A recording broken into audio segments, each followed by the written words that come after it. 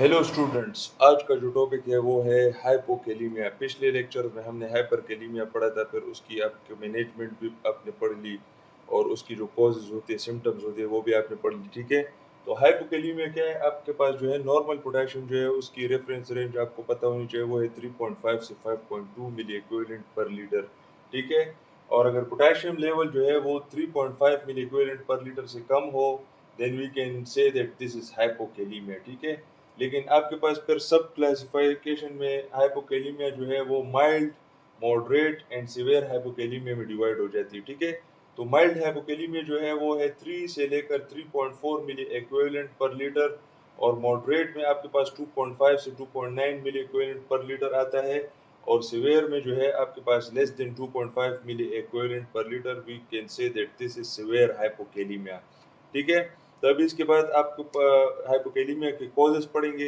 उसकी कॉजेज का एक निमोनिक है, वो है डिच। ठीक है, डिच में क्या क्या आता है, डिच का भी मैं आपको बताता हूँ।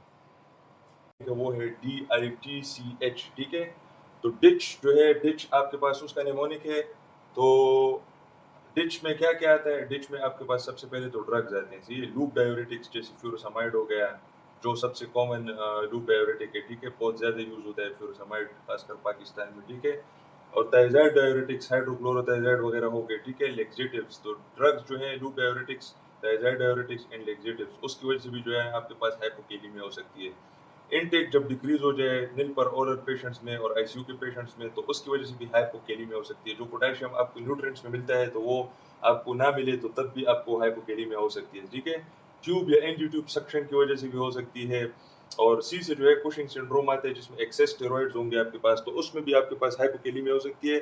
और उसकी जो मैकेनिज्म होगी वो हम कुशिंग सिंड्रोम के चैप्टर में इंशाल्लाह पढ़ेंगे। ठीक है, लेकिन ये कि कौन सिंड्रोम जो है, उसके अलावा कौन सिंड्रोम, यस, कौन सिंड्रोम इज हाइपर एल्डोस्टेरोनिज्म। ठीक है, हाइपर एल्डोस्टेरोन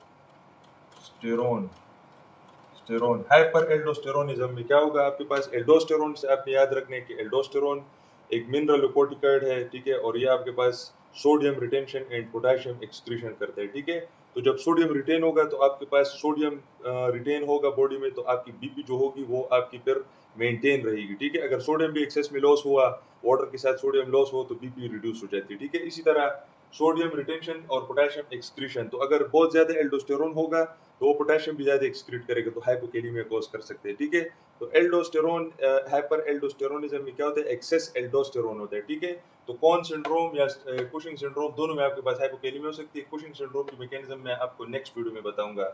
इसके अलावा हेवी फ्लूइड लॉस जैसे वॉमिटिंग, डायरिया, इसके साथ अच्छा, science and symptoms of hypokalaemia में आपके पास क्या होगा? रेप्टो मसल वीकनेस हो सकती है। ठीक है, और उसकी रीजन जो होती है, और उसकी रीजन एक रेप्टोमाइलाइसिस भी हो सकती है। उसकी वजह से आपके पास इंक्रीज क्रिएटिनिन फॉस्फोकाइनेज की लेवल्स इंक्रीज होंगे।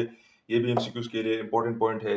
हाइपोरिफ्लेक्सिया होगी, रिफ्लेक्सेस जो है वो स्लो डाउन हो जाएंगे, क्योंकि आपके पास पोटेशियम जो है, it is very important for the physiology of muscular contraction. ठीक है, तो मसल कॉन्ट्रैक्शन में आपके पास पोटेशियम वेरी इंपॉर्टेंट, एक इंपॉर्टेंट रोल रखता है। ठीक है, इसके अलावा मसल क्रैम्प्स हो सकते हैं, और हार्ट के रिलेटेड जो है आपके पास क्या होगा? टेकिकार्डिया हो सकता है।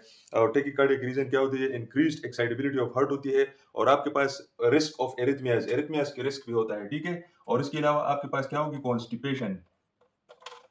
अच्छा, ये थोड़ा कंफ्यूजिंग भी हो सकता है, क्योंकि हाइपरकेलीमिया में हमने एक पॉइंट पढ़ा था कि इलियस होती है, पैरालिटिक इलियस होती है। आपकी जो स्टमक होती है वो जो है, जो उसका जो अपना फंक्शन है, प्रोकाइनेटिक का फंक्शन, वो नहीं कर पाई थी। ठीक है, तो इसमें भी आपके पास कॉन्स्टिपेशन हो सकती है। और जो ये इंपॉर्टेंट पॉइंट्स है, muscle weakness, hyporeflexia, cramps, tachycardia and constipation. और टेकिकार्डिया के साथ आप ये याद रखिए, you also have a chance for arrhythmias. ठीक है, टेकिकार्डिया हो गया, और also the patient is also at risk of arrhythmias.